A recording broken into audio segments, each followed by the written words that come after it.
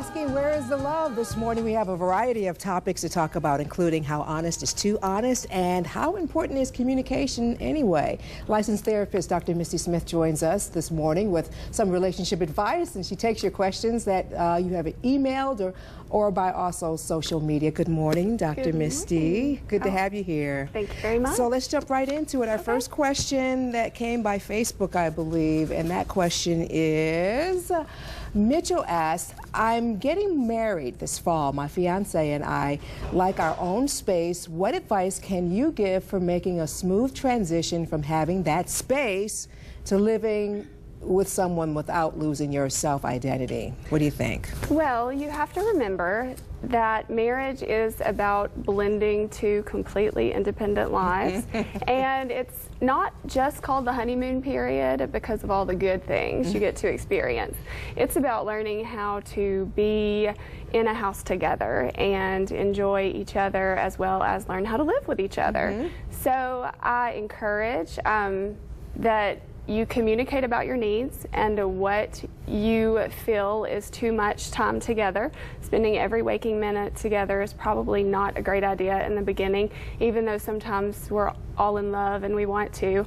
I still encourage him to take his poker night and her to do her mani-pedis with the girls or have margarita night or whatever makes her happy.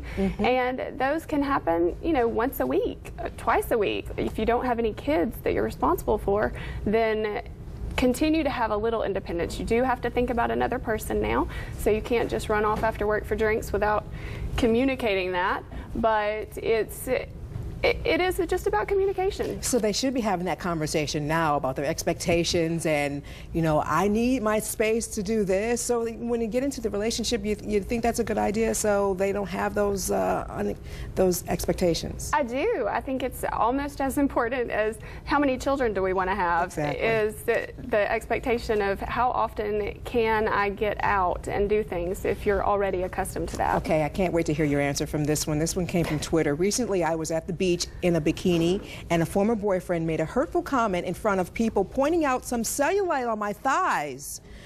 I have since become self-conscious and won't even walk in front of mirrors.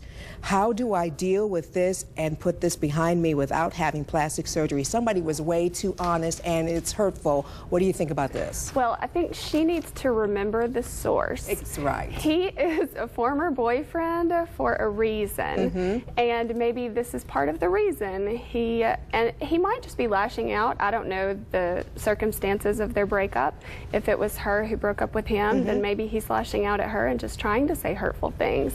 But if she does, you know, have an issue with what she looks like, then we are in control of what we look like, and we can do things about that. I think that a lot of us just need to be happy with ourselves, and self-affirmations, positive affirmations. There's a lot of information out there. I do a lot of that in my counseling practice with individuals, and it's also, there's a great book called Learning to Love Yourself by Sharon Cruz that I refer a lot of people to, and it is about accepting yourself and learning just to be happy with you and not needing that from anyone else. And Rachel, there's somebody out there who's going to love all your thighs, no matter what shape and size and all that. So forget that guy. He's no good. Exactly. Okay. I agree. Thank you, Dr. Smith, for joining us this morning. And much more on Good Day Alabama right after these messages.